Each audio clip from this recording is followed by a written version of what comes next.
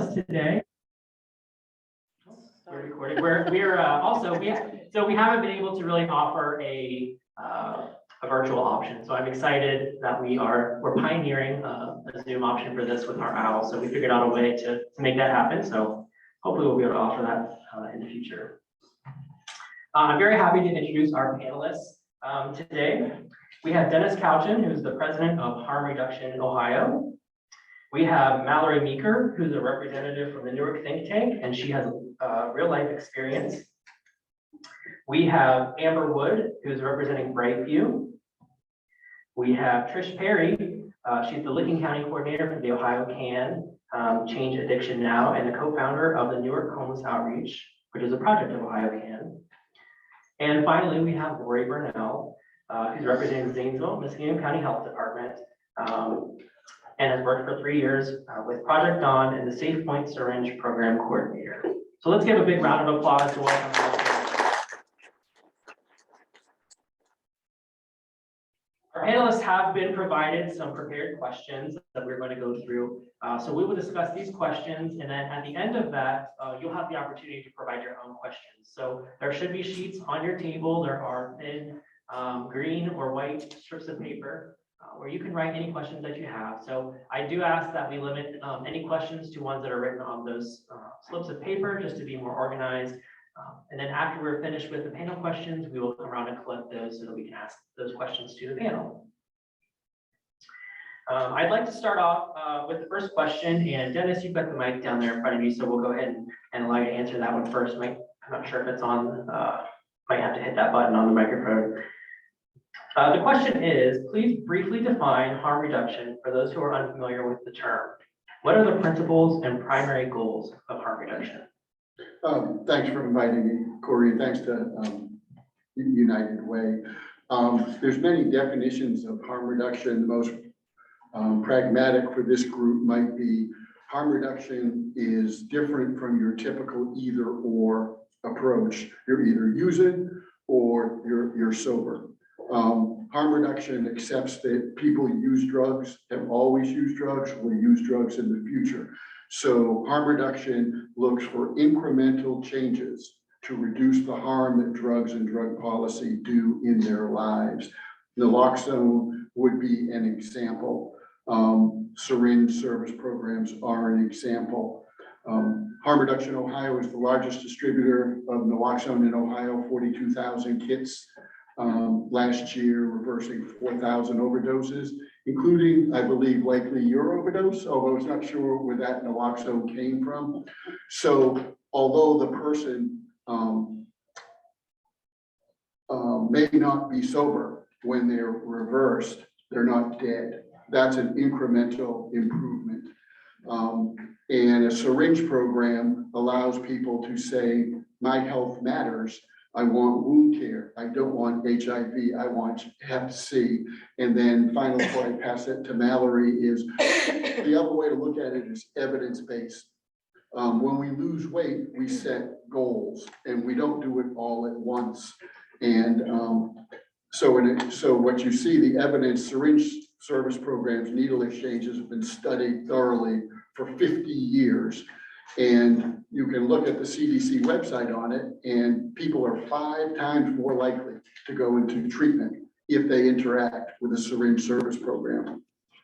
So you think, what you're really allowing is treatment. So if you support treatment, and the reason would be, if you think about it, common sense is because when people want to go into treatment, they have a place to go, and they have people who they trust.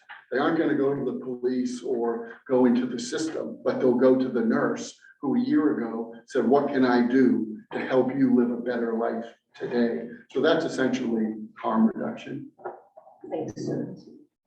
Hi, everybody. So harm reduction,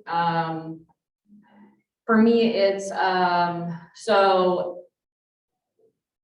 anything to reduce injury or death for an individual, primarily addicts that are in active addiction. I'm a recovering drug addict, and it's about keeping people alive so that for me, like my mission is to keep people alive so that they can have a chance at recovery. And I think that that's the primary goal, is just to keep people alive, meet them where they're at, so that someday, you know, hopefully they will want to recover. Not everybody that's in active addiction wants to get clean, and that's their choice. But, for me, like, you know, I was in, I would go down to the Newark homeless outreach and to get clean syringes to use.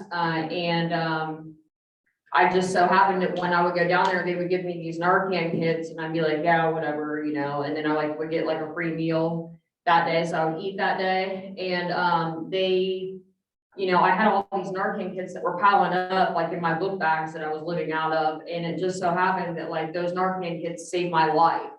So that to me is what harm reduction is. It's just about keeping people alive, because I couldn't be a recovering addict today had I not had that Narcan. You know, I couldn't be a mom, a sister, a friend, and somebody that loves to volunteer in this community if I were dead. So that's what harm reduction is to me. I think Mallory said it perfect. When we look at harm reduction, we have to meet people where they're at. We see patients come in all the time, and even if they're not ready, they at least made that step. So we will provide them with, you know, the Narcan and the Suboxone if that's what is appropriate for them. And never give up, just be there for them. They will come back. Thanks, Amber. So yeah, I believe that meeting people where they're at is where harm reduction begins. It's about humanizing. It's about letting people know that they are humans and they are loved. And also that they have voices. Their opinions matter. What they want and what they choose for their health care is up to them. And Mallory said about the rest of it. Hi, thanks everybody for having me. I don't know what I can add to that, except for everybody's definition of harm reduction is going to be different. It's unique to your facility and to your population or participants. And again, each person needs something different. So you have to tailor your program to that individual for their need at that time. I can't really give you just a straight definition. You just have to help them when they need help. When they come into the SSP, we ask them every week if they're interested in treatment.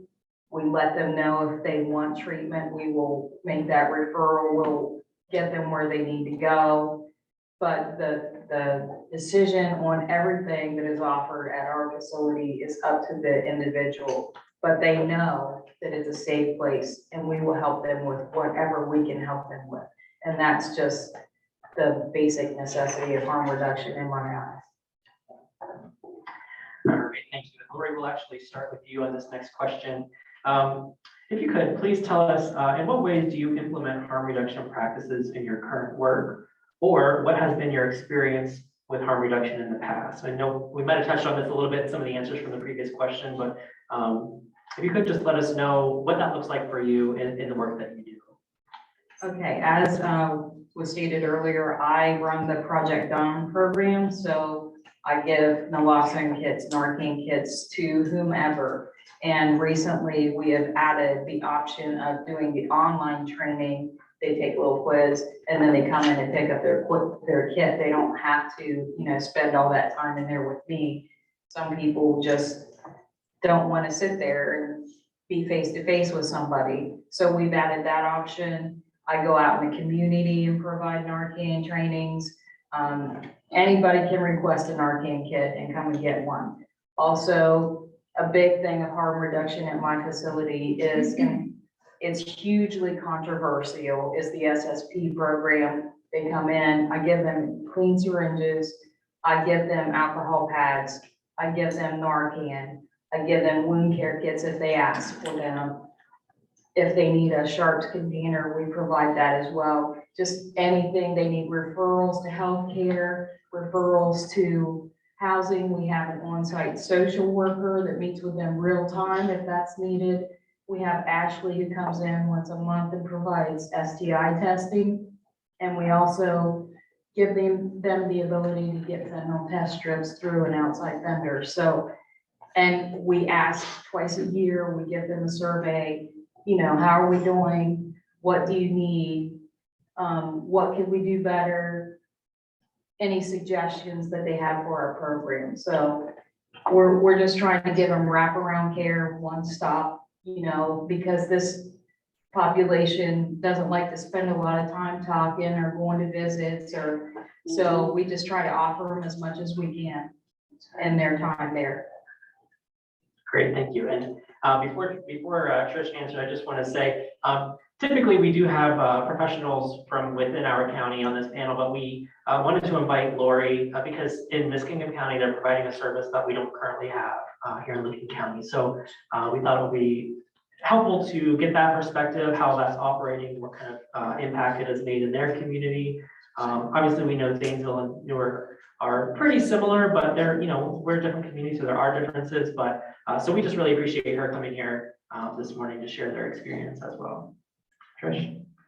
So we, at the outreach, we're a street outreach. We set up on the corner outside, whether it's 100 degrees or it's, below zero. So sometimes our what we can offer is limited, but we do offer 2 health clinics per year. We have HIV testing, Hep C testing, which just this past clinic that we held, 16 people were tested, 4 tested positive, 2 did not have an address, so they were able to have their medication mailed to me, and I took their medication to them at the outreach, where they will be able to take their 28-day supply, get their second 28-day supply, and then I will take that to them, and when they come back, they'll be tested again, and most likely will be clear. I mean, there's been great success with the medication.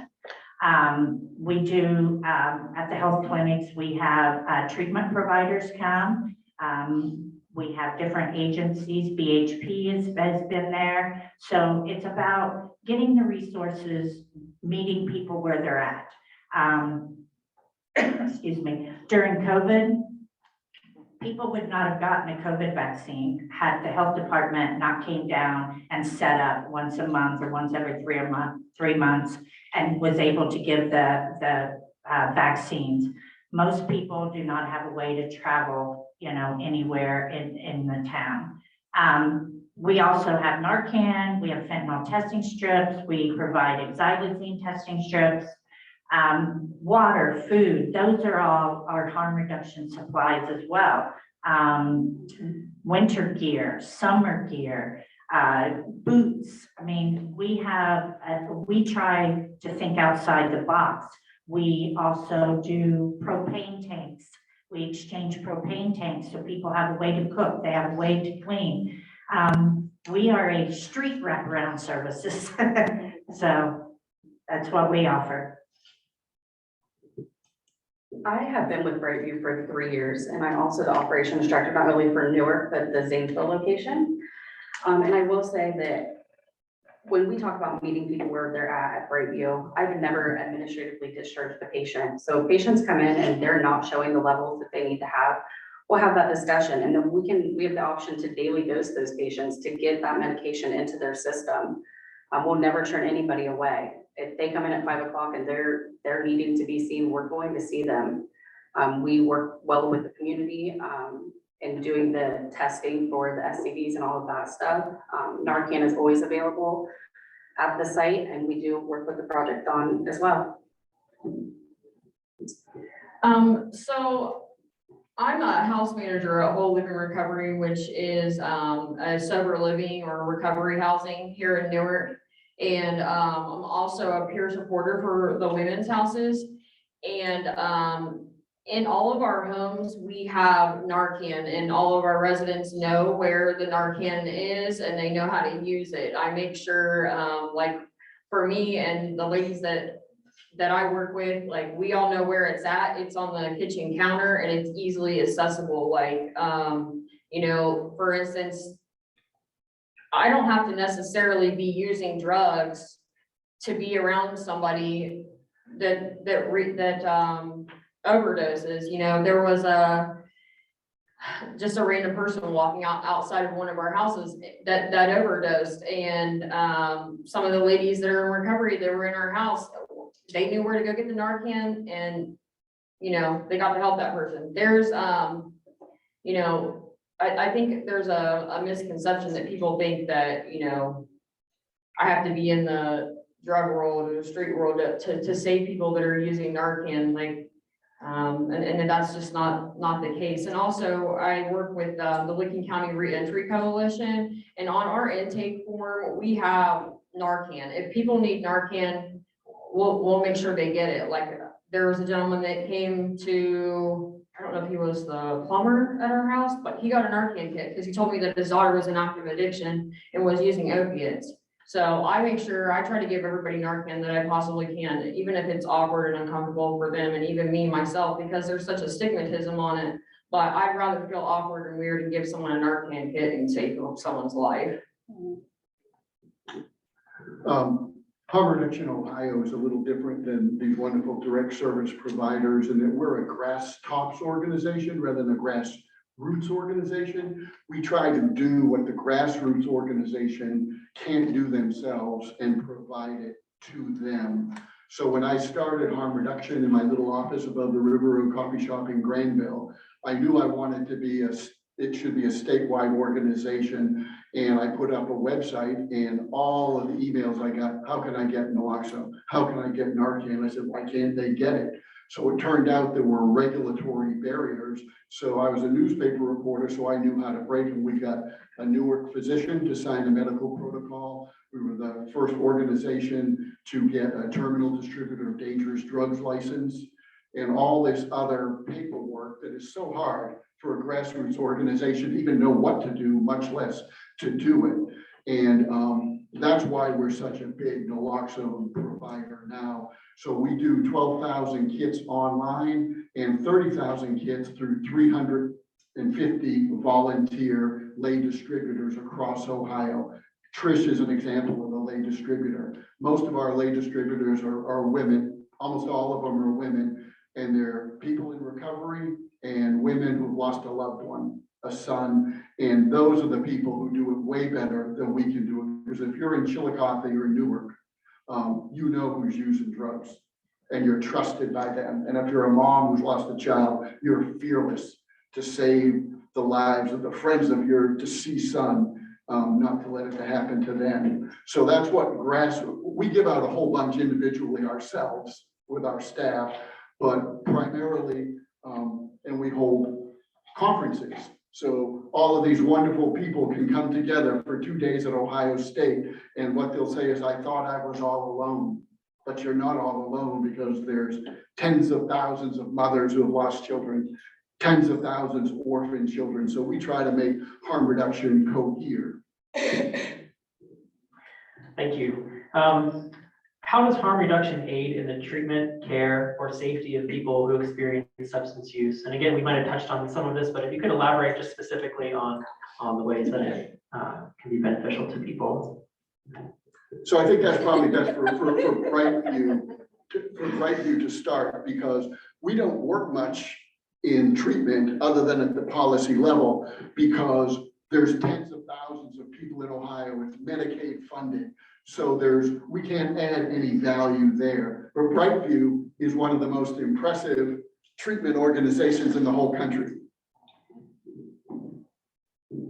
So I know, yeah, you got I know I kind of touched on it before, like, we're never going to turn anybody away. And if I was on a different panel, I would tell you, like, the clinical aspect of what we do is the most important. I look through every assessment that comes into our sites to really gauge what brought that patient into treatment. And I will tell you, 90% of my 600 patients had some kind of trauma happen in their life.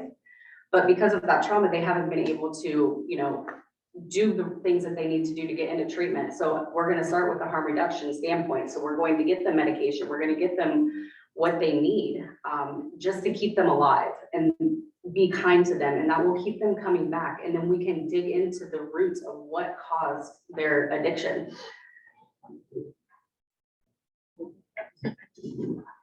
So though we don't do the treatment side, we do offer a lot of resources, and there are a lot of people that do reach out for treatment, and we have seen a lot of success with people from the outreach. our biggest thing is we don't ask questions. We don't want, unless they want to volunteer, that, and we build our relationship with people and the trust. And that is what has made us grow as big as we have, because people know they can come there and ask for items and they won't be turned away or they won't be judged. They just know that they'll get a hug and a good meal. We also, again, do the health clinics, and we're working on doing possibly STD training with Ashley in the future. But, the main thing is keeping that line of communication. Okay, so we don't do direct treatment, but we offer our partners come in and offer the treatment, like Ashley comes in and does the STI and Hep C testing if they request it. And I brought statistics, and it's just for Muskegon County from ODH. But since 2018, we have seen a drop in hepatitis C cases. We have seen a drop in STI cases. So I have to think that as controversial as the SSP program is, it's making a difference because there's less cases. They're getting more treatment because they come to a place that they feel is safe, and they'll get the testing or the referrals that they need from us.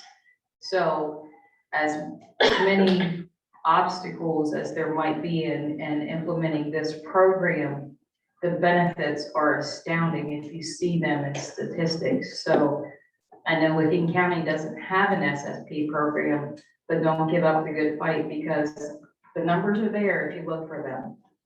And it might be a fight, but it's worth the fight to help the people to give them the resources they need.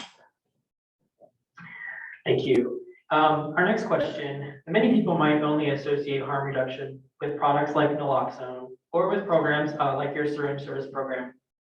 But what other services and practices does harm reduction encompass?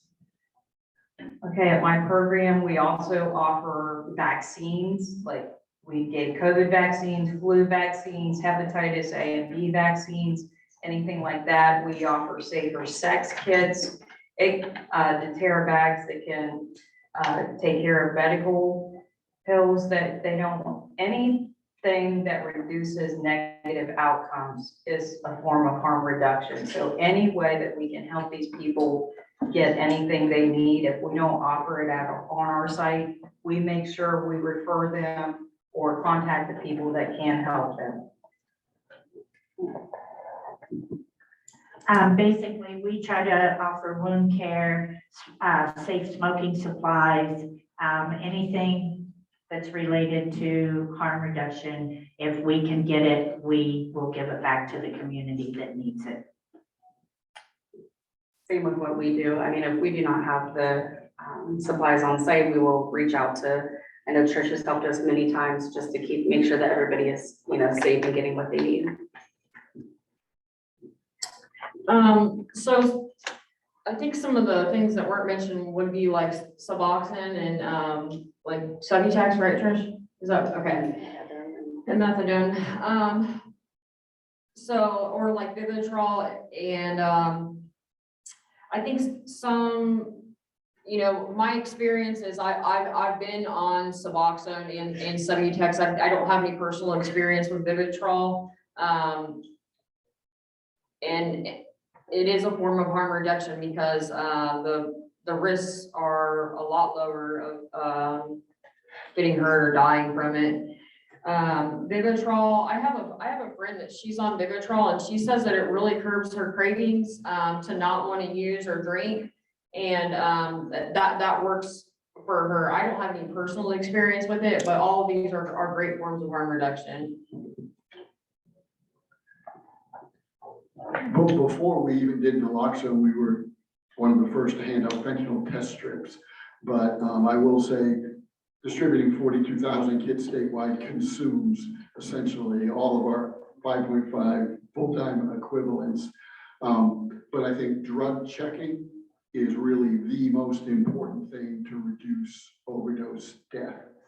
To let people know contemporaneously what the risks are of the substance that they're taking so that they can moderate. And other states are really have very advanced programs. Ohio's made a few efforts, but it's not quite there yet to buy the equipment, which costs, you know, it's in the tens of thousands. And I think it's going to happen in the next 3 years in Ohio, especially in the urban areas. And then finally, Linda Saida, who runs Caracol in Cincinnati, a large AIDS service organization, says correctly that she believes someday, you know, within 10 years, safe consumption sites are going to be as common in Ohio as syringe programs are now. And I think that's what's happening. But I always say, if you're an optimist, Ohio will be the 25th state to do something. If you're a pessimist, we'll be the 26th. So this is what's going on in New York and other places. We are not going to be the first to do it, like we weren't the first with, but now there are 26 of 88 counties, including rural red counties, that have syringe programs. So it is on its way. Thank you. In your opinion, what do you see as some of the barriers that harm reductionists and advocates face in implementing harm reduction practices more widely? I think that there's a huge barrier because of a misconception that like Narcan is a drug. I think a lot of people just don't have the knowledge of what this is and the benefits that we have for it. It's kind of like, you know, I think people think that, I'll say we as addicts, you know, I never was like, I'm gonna use today because I have a Narcan kit. I was gonna get high no matter what that day when I was in active addiction, whether I had Narcan or not. But thank God that I went to the Newark Homeless Outreach and got Narcan kits. I really didn't even care that I was getting those. I really, you know, it was like a happy accident. Not really, you know, I feel like that was a God thing, obviously, but, you know, I think that's a huge misconception, and people, you know, what we don't know can be scary or, you know, ugly to us if we don't know, but, you know, this county, especially, it is bleeding homelessness and it's bleeding active addiction, and, people can't recover if they're dead, you know. I couldn't be here speaking to you guys if I was dead. I couldn't be helping other people in recovery if I was dead. And I think that's, you know, one of the primary concerns about harm reduction is that, you know, people are going to get high if they want to get high that day if they're in active addiction. We have to meet people where they're at, and if we can help them move forward from where they're at, that's a miracle right there. So. I think one of the biggest barriers is like the education piece in the community. Like not everybody understands this. We tell our patients, and we do a lot of like family sessions with our patients, and we tell the family, like, if this patient had diabetes, would you take away their insulin because they went and ate a piece of cake? Like you would not do those things. So I think one of our biggest barriers, helping people understand what harm reduction really is. And I agree with both of them. And as I look around the room, I see the people who care. Where are all the people that need to be educated? Where is all the city leaders? Where is the people from some of the other agencies? I mean, this was a huge opportunity for people to get some education and maybe understand, especially having someone in recovery talk about it. But they're not here. That is where our problem lies. Yeah, again, I agree with everyone. Stigma is huge. We need to work on humanizing the problem instead of, you know, they're just an addict. You know, we have to, this is somebody's mother, brother, sister, aunt, mom, dad, cousin. It could very well be in your family and you don't even know it. So We have to humanize this whole situation. And also, I can't stress this enough, you have to have buy-in from your community, your elected officials. We have to educate them. And we have to let them know that it's not enabling, it's helping. It's helping to save lives, and every life matters, every single one. Dennis, did you have anything to add to that one? And I could just speak loudly.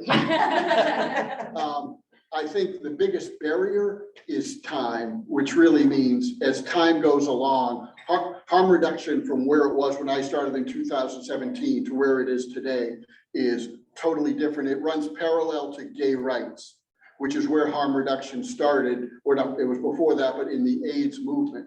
And since I'm 66 and old enough to know, the gay rights movement really started with the mothers of gays, because gays could not come out of the closet. PFLAG, if anyone remembers, was the parents. And we are at that stage now where the mothers and the women are standing up. But people who use drugs can't stand up for their own rights because they will be arrested. So we're in the intermediary phase. And I think that's a positive thing. And when I started giving up naloxone, like 6 years ago, it was controversial. Now it's like I'm giving out apple pie. And it's from almost everyone. Like we can't, it's burying us, you know. And the same thing with syringe programs. There were, when I started, there were 15, now there's 26, and they're run by health departments. So I know it's controversial in Zanesville, but I go to Jackson County and travel the state, Gallia County and Appalachia, and it's not controversial. It's appreciated. And the controversy usually dissipates after it opens up and they realize, oh, it's not a shootout, you know, and a drug bazaar. It's just like a medical clinic. People go in and they leave with a little paper bag and people don't even know it's in operation. So I think tangible, real experience makes the difference. Meeting the mother of someone. I also think that, sadly to say, just like AIDS forced people out of the closet and into the coffin, there were always gays. Your uncle was gay, but you didn't know until he died of AIDS. Today, overdose death is having that same effect. So there was a local police officer who told me he played on the football team. He was on the line, and a guy on one side of the line died of an overdose, and on the other died of an overdoses. And he realized they were such beautiful people. It shook the foundations of stigma and him thinking like that. And I think the level of death, sadly, is almost everyone knows personally a person they grew up with, especially if you're 30 in Ohio. Like I was talking to a lobbyist the other day, and he gave me 18 people that he knows who have died from his high school. That's just like a profound shift. And I think that's why harm reduction has been successful in Ohio, far more so than in a lot of other states, even in some blue states, because the foundation has been shaken by the number of people who have died and causing us to think, oh, well, let's try this. Thank you.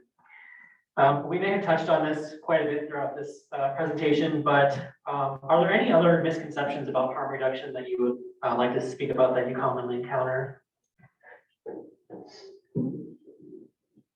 The basic ones, that it enables people to use drugs, that it is condoning that you're okay with people using drugs, and that crime increases where you have harm reduction because you have more people using drugs, and none of those are true. Yeah, and to follow that, like with the Suboxone, people think like you're trading, and methadone, you're trading one drug for another, but those are not drugs. Like they're saving these patients' lives every single day. I think that there's a misconception that we as addicts can abuse all of these forms of harm reduction. I don't know anybody that like Narcans themselves for fun or gets high off of it, never, because if I could have, I would have. Yeah, you would. Yeah. Yeah.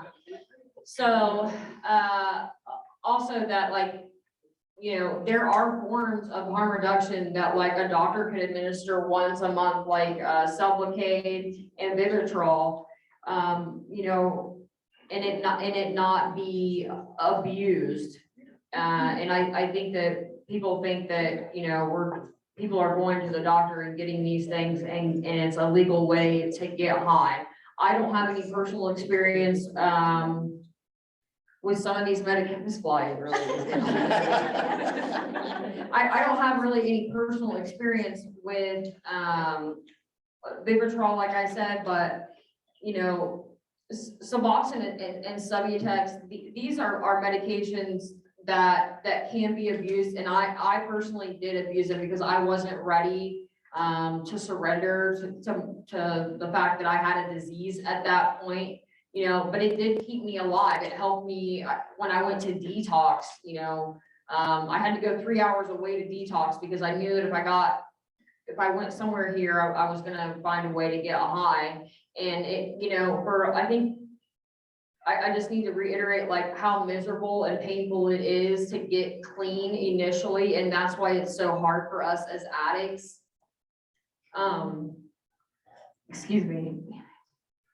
To take that leap of faith that like, you know, if I can just get through this really dark period of a couple of weeks, that it's gonna get better and that there's light at the end of the tunnel.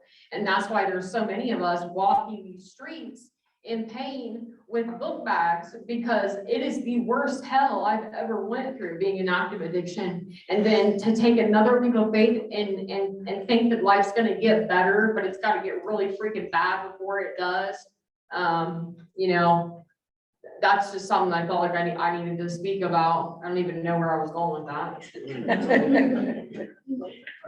But I'll add along that line, our former director of outreach, who has since died of an overdose, at the Syringe program thing we had at the library here, she said, people say, oh, you're taking the easy way out. And she said, I can assure you, being a heroin addict is a shitty way to live. And if you think about people who are morbidly obese, do you think they know that their extreme weight isn't hurting them? They do know. Do they think they know, oh, you should just eat less? So the misconception partly is about human nature, but we understand it for obesity. We don't put obese people in prison or create exploding donuts. So that every 100 donut is gonna explode and kill you. But we do that with opioids and other drugs. So I also think that misconceptions are an opportunity. I tell my staff, if you're not getting a little pushback, you're not in the right place, because a lot of harm reduction is done in Columbus and other safe spaces. But the need for us and people in recovery, I should have mentioned them in the mother, people in recovery are really, like what you're doing now is ending every day. You live in your life is ending the misconceptions. And if you just spent a lot, this is one of the problems when you're in addiction, you spend all your time with people who use drugs. You know, if you drink alcohol, should alcohol be the center of your life and all the time is spent with other alcohol drinkers? No, you should dissipate into the broad society. Then you can have 2 glasses of wine and, you know, once a week. So I do think that misconceptions are there, but they're shrinking, and that's how change occurs. So we shouldn't be afraid of them. Great, thank you. Thank you all for your answers. Mallory, thank you for sharing that. I really appreciate it. We do have one more prepared question, but before I ask that, I want to turn to the questions that you might have. So while the panel is answering this last question, if you wouldn't mind holding those up, and if I could have a couple of my helpers go around and gather those up. If you don't have any questions written down, but you'd like to prepare some, you can go ahead and write those while the panel is asking this question. So finally, how do you envision the future of harm reduction practices and addressing substance use and public health? Can you go first, Dennis? Okay.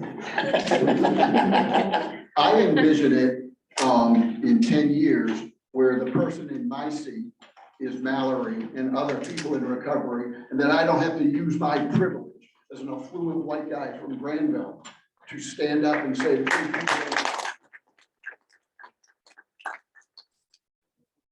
We nailed that.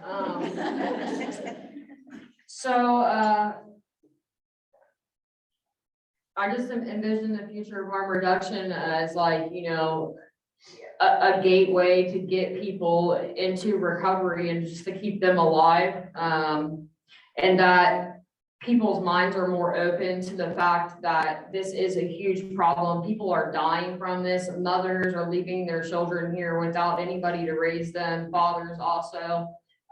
You know, I think that, you know, this disease has stolen so much.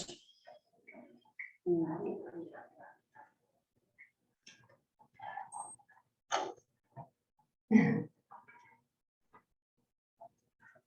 it's stolen so much from me and my friends and my community. It's robbed my mom, you know, being able to have a daughter. She's had to raise my kids.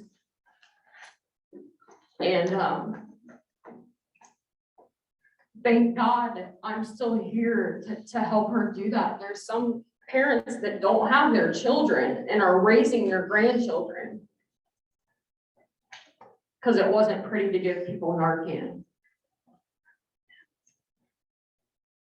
And sometimes we have to do things that are ugly to serve a higher purpose. I think I envision the future of harm reduction like the rest of us in this room do. That stigma going away and education being put out there to the people that should, like Trish said, be in this room, and making it easier for people to get into the inpatient treatment that they need and doing, you know, that long-term care. So when you talk about the future of harm reduction, I say where, if you're talking about Licking County, we gotta see a lot of changes before harm reduction moves forward here. I just read a little piece from City Council. It says, we asked for fentanyl testing strip money for the opioid settlement money. The city has about $55,000 and the county has over $200,000 that they're sitting on, that people are dying every day and they really don't give a crap. So Linda Mossholder asked for the money for fentanyl testing strips. And the reply was, I am not going to promote anything that promotes the use of fentanyl in the community. There are some drugs like alcohol with moderation that is okay. Alcohol in some capacities are bad. There are folks out there that drink responsibly, but there are folks that don't. You are talking about illegal drugs, and I just can't support the use of fentanyl strips and for the use of the funds, our funds. Now, mind you, this isn't Licking County's funds. It's the people who died's funds. So this is not their money, and they refuse to use it for harm reduction. So until we change the people in our community and get out and vote and get people in that want to see harm reduction and that want to see people live, harm reduction won't change here.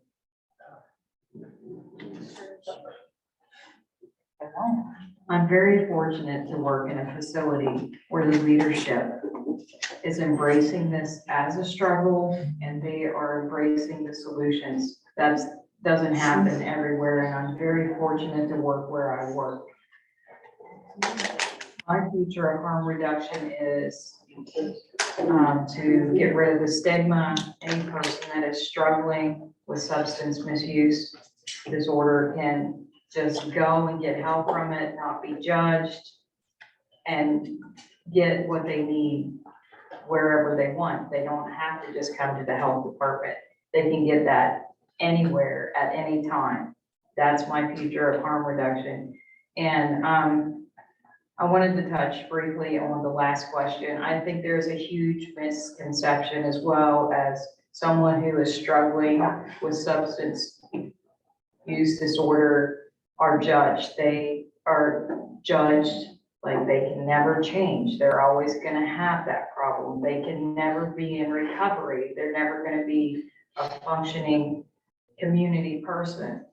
And I've seen that time and time again, and it again just goes right back to that stigma. It makes it really hard for them to request the help because they know they're already judged. So I want to live in a world where there's no judgment. You can get the help for anything.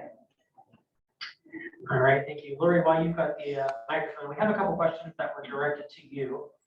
Someone asked, can Licking County residents participate in your SSP, or is it exclusive to Muskegon County residents? They are allowed to come. Anybody, we don't turn anybody away. It's Thursdays from 12 to 4.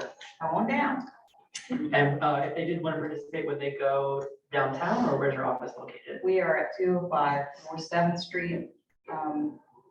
It's right across the street from the library. We only do it one day a week. It's on Thursdays, so. All right. Someone else also asked you, what does DAWN stand for in Project DAWN? It is deaths avoided with naloxone. All right, thank you. So I've been sorting through these questions, and we have a few consistent ones. One question is, what are some of the ways in which your programs or services are funded? This is likely going to be different for everyone, but for example, the meds that are distributed at Newark Homeless Outreach, or sorry, needs distributed, not meds, at Newark Homeless Outreach. We are community funded. We have a couple churches that donate on a monthly basis for harm reduction specifically. We have a wonderful community is what we have, because without them, we could not do what we do. We do get a little bit of funding from United Way Emergency Food and Shelter Program that helps us with non-perishables and also helps us with making some meals. But the majority is the community. Ours is a little bit different. Brightview does accept all insurances, and if patients come in without insurance, we have 4 clinicians on site in Newark and 3 in Zanesville. We will help them get insurance, but we will never turn anybody away. So we have a pharmacy on site. We can, make sure that they get their medications if they're unable to afford it for that period of time until their insurance is active. So I work with several organizations in the community. When somebody needs one after hours and I don't have it, I will send them to Trish, or if they need a bulk amount, I'll also send them to Trish. The health department comes into one of the treatment programs that I work with, and they do like a little class and they teach them how to use it.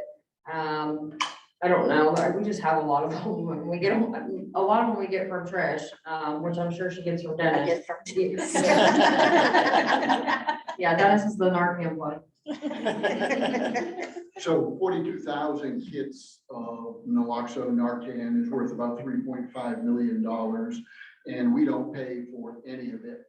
80% of our come from the Ohio Department of Health through the federal state opioid response money. Ohio gets $97 million a year. They allocate 10 million of that to naloxone, and we get about just under 3 million of that. We also get 20% of our kits from Direct Relief, which is the pharmaceutical industry charity, ships us, they donate kits to us for free.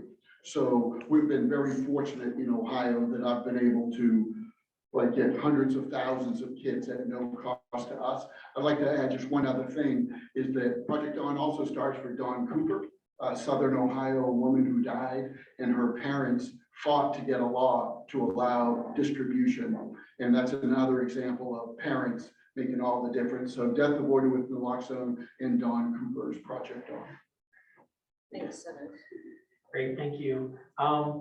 I do want to note, so there are several questions that relate to some efforts in Licking County and organizations that may not be represented. We did invite many different organizations to be here on the panel.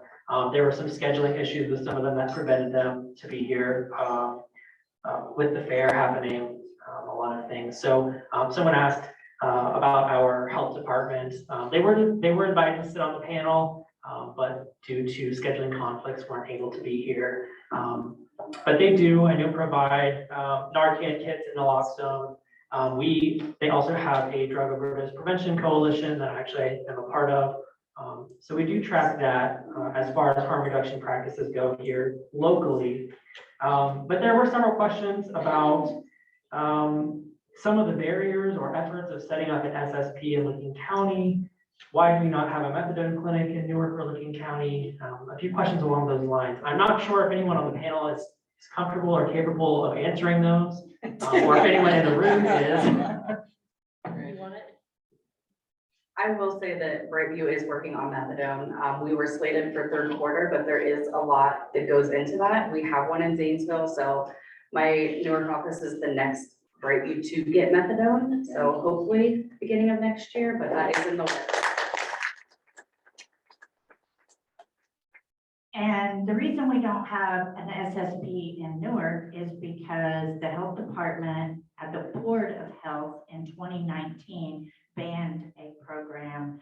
I guess they just didn't want one. They went behind closed doors and executive session and banned a program.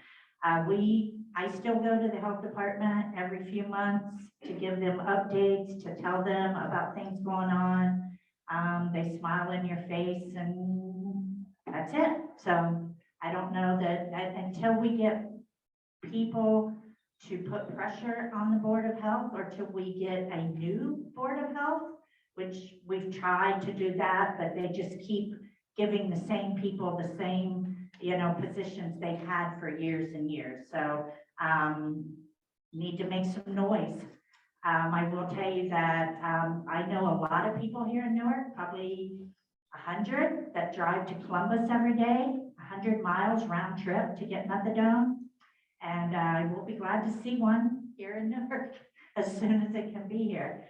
On the SSP as well, the one in Columbus has a medical wagon there that they can go and get medical treatment.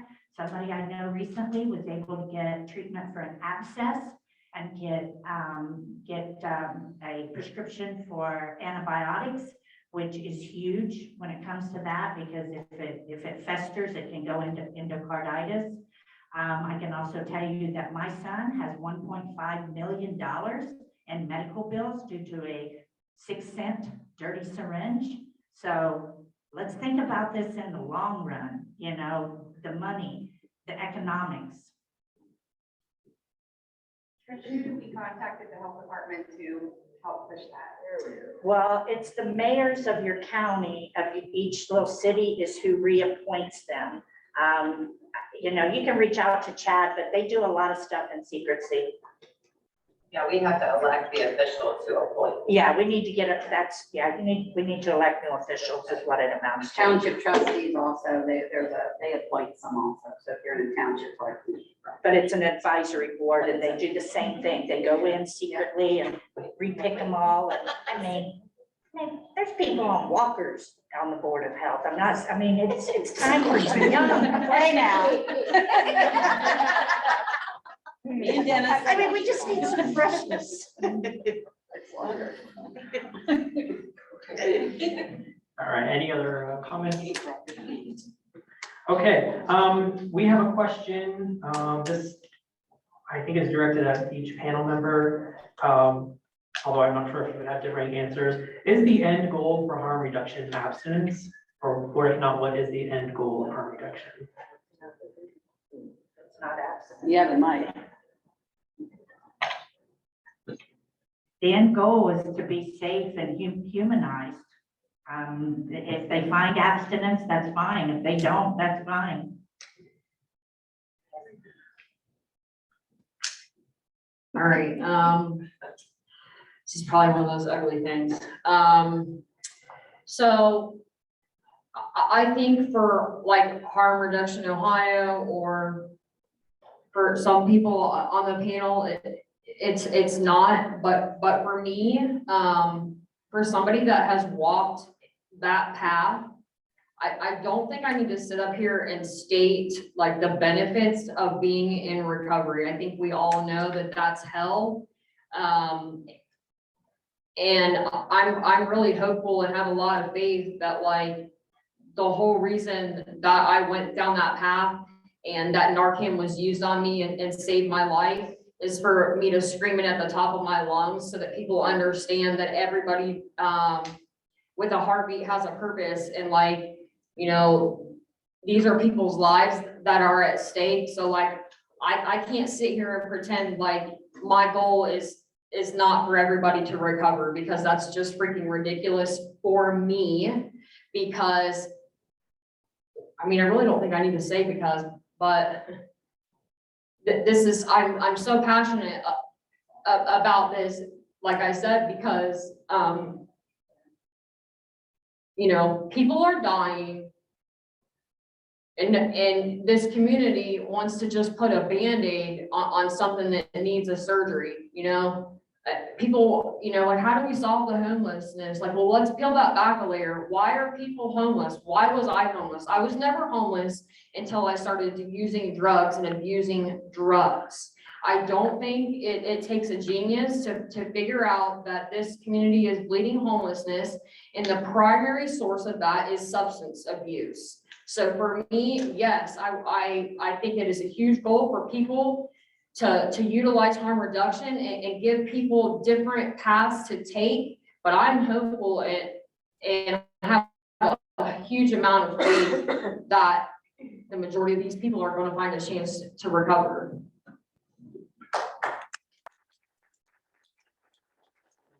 Our mission statement is to help people who use drugs live happy and prosperous lives.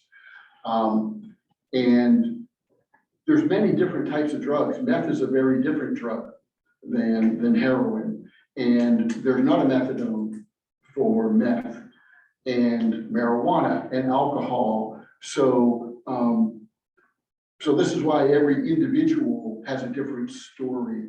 And for many, especially,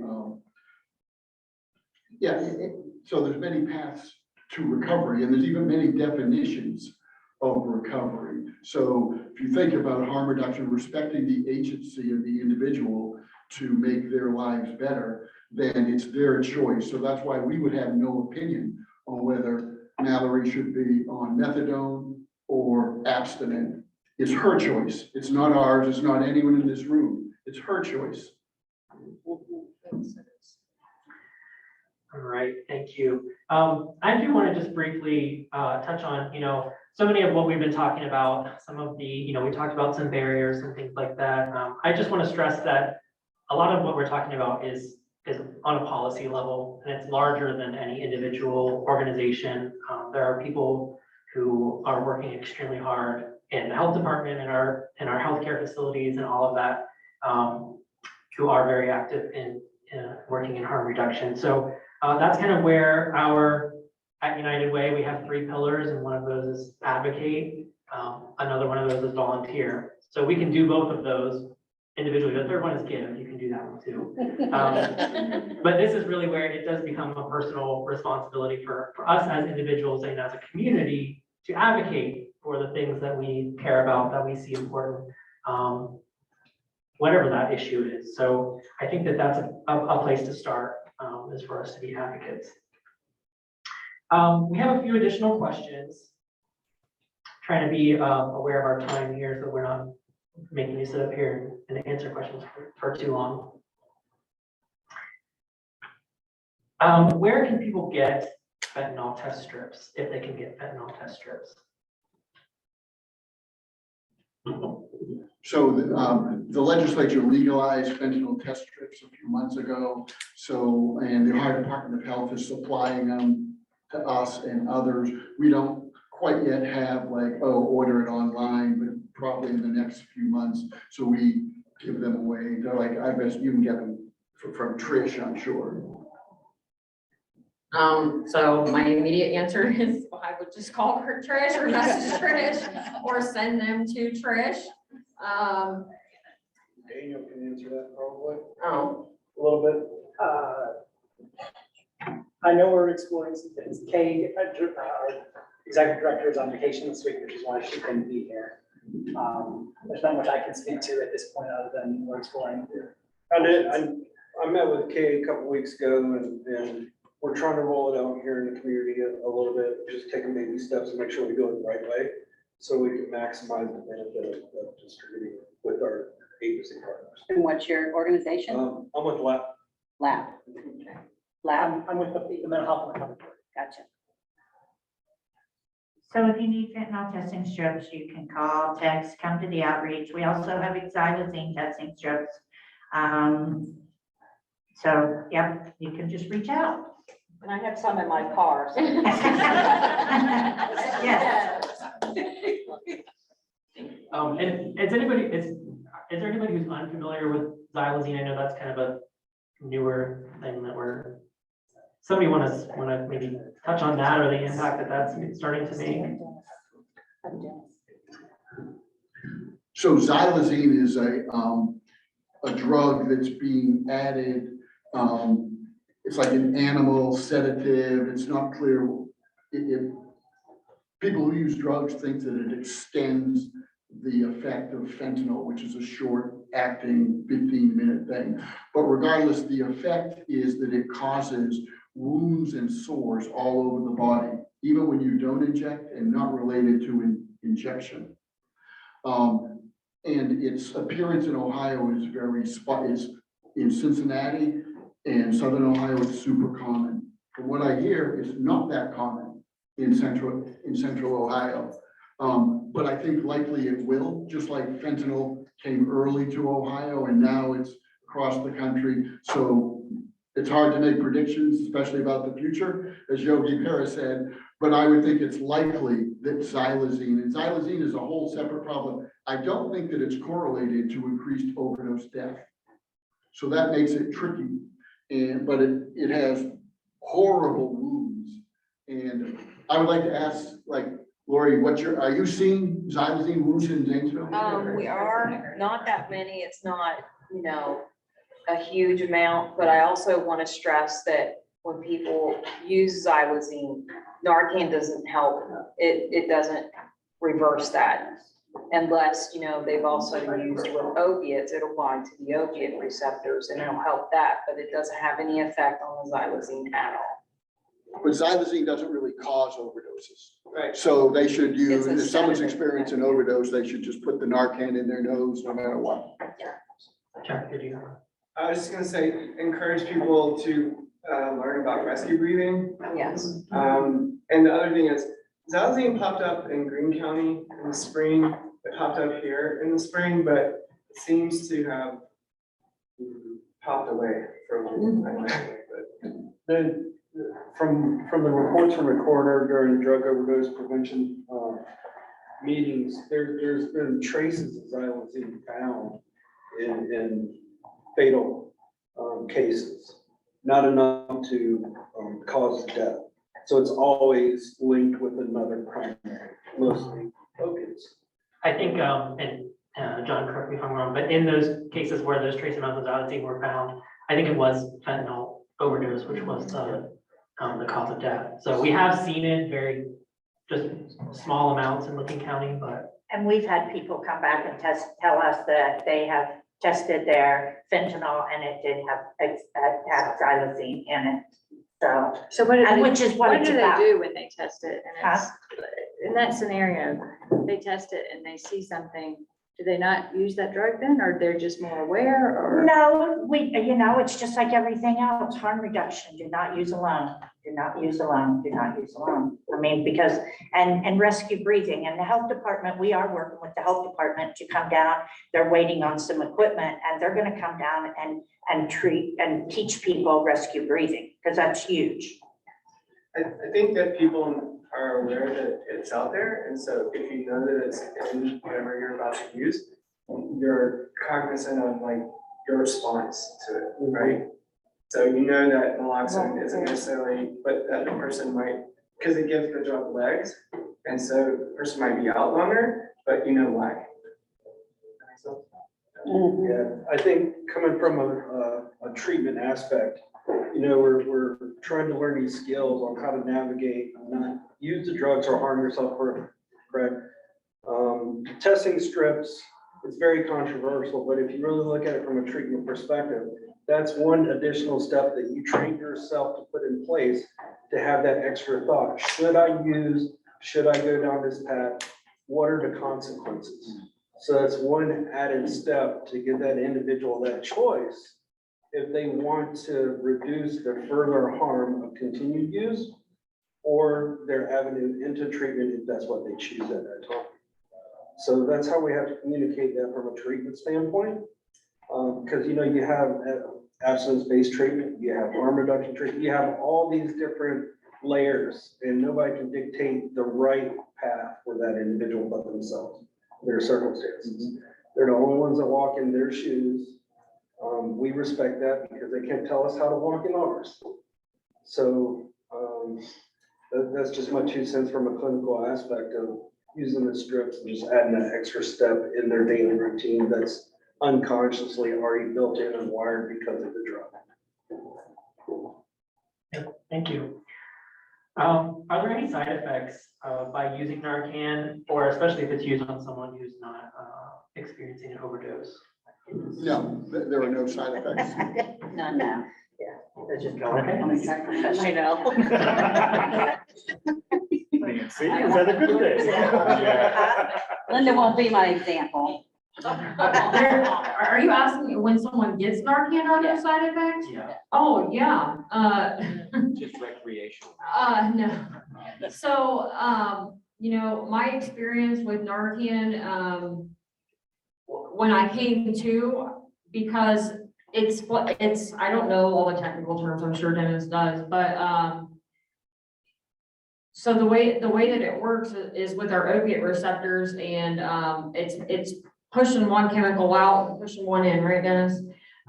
So I've had experience where I woke up and was fine and went back to my life, and I was working at one of the banks here in Newark, and I thought I could do just a little bit of fentanyl and heroin, and plot twist, you can't just do a little bit.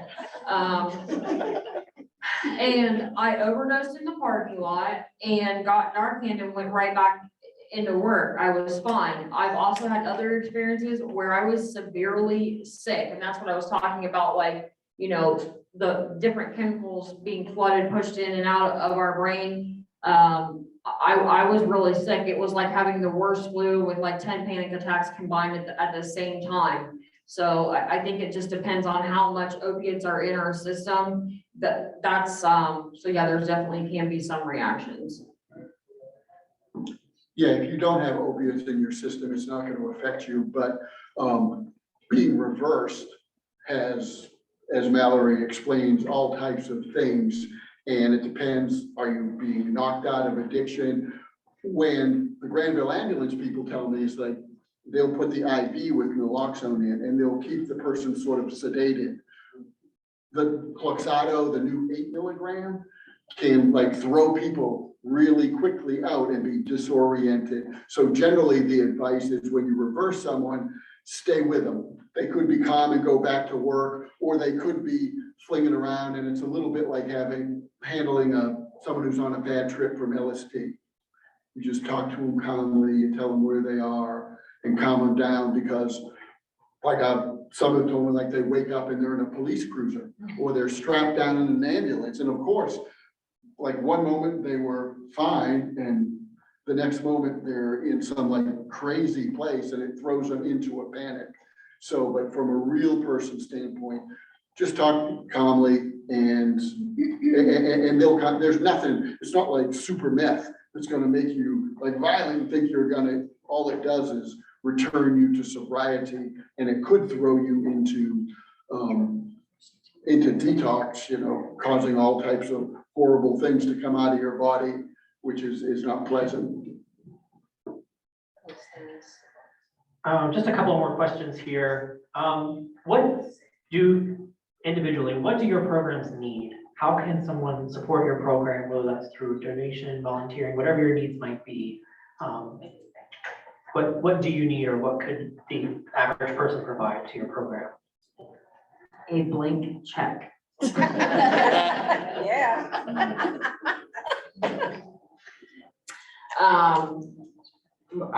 We need education, we need people to understand the importance of harm reduction.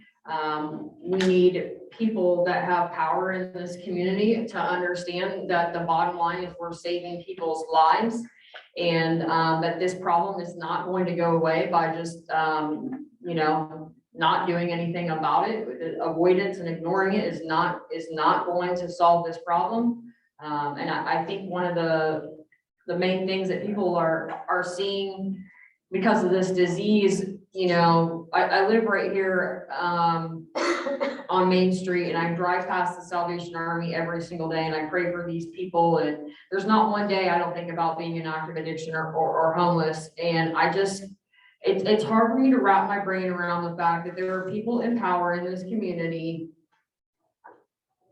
that have the ability to save people's lives. And because again, it's something that's not pretty and not acceptable in this community, nothing's being done about it. I don't understand how it's acceptable to not help people have a new chance of life. So yeah, of course, money would help all the organizations that I'm involved with. But people actually doing the footwork and stepping up and being a part of the change, that's what we need desperately. Yes, yes. I follow what Mallory said. Brightview does not need anything. We're a very large organization, but is what we need here in Licking County is more resources. I mean, trying to get patients to go inpatient when there's so many barriers, insurance, transportation, things like that. I mean, it's impossible. And then we have so many patients that come to our center daily that are homeless, living under bridges. And we try to get them, you know, as many resources as we can through St. Vincent and Trish, but that's not enough. It only holds them over for a couple days, and they're right back to where they were because they have nowhere else to go. And I agree with both of them. Keep the conversation going.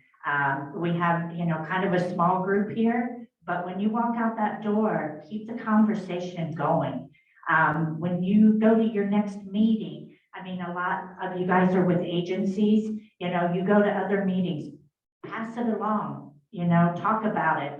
And of course, for the Newark Homeless Outreach, you know, we'll take a blank check too. Now, we are very, very blessed. The community is so supportive of us. And, you know, we do have a Facebook page, which has a sign up genius on it. If you want to sign up to bring a meal, we have been serving for 5.5 years, and we've never missed a Saturday. And the people know we're going to be there. You know, when fall comes, we'll start doing our coat drives, boots when winter comes. We always need cases of water. Thanks to Fred, he's going to bring us some. We're going to serve pizza down on the square today. So Fred has offered some water. So, you know, things like that, volunteer opportunities. You can reach out to us on Facebook, or I know a lot of you have my phone number. Just text me, let me know. Just show up. You know, we served 120 people in 2 hours last week. I mean, it's not all people are unsheltered. Ben comes down, talks to people. You know, it's just about meeting them where they're at and being compassionate. Well, I feel very fortunate because I have wonderful community partners.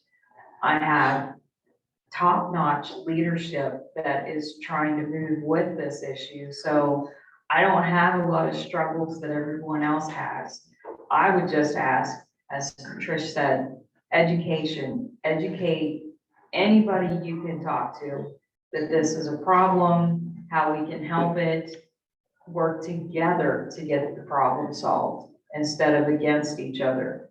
And just, again, I want to end all the stigma, and I just want this problem to be addressed. These people aren't judged, and all the resources that they can have available to them. I hope that happens.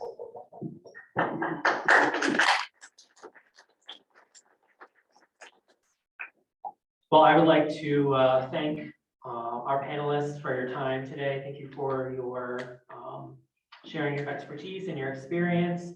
We really appreciate that. This has certainly been an important thought-provoking discussion, and hopefully one that's been empowering to those of us here to know what we can do to help our friends, family members, neighbors, loved ones who experience addiction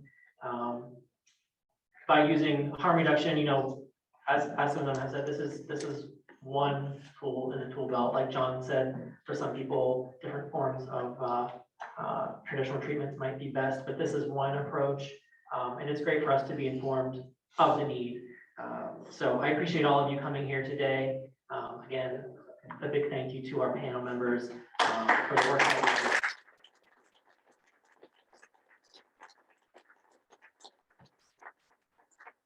So again, I do want to remind you, if you haven't yet, go ahead and take a picture of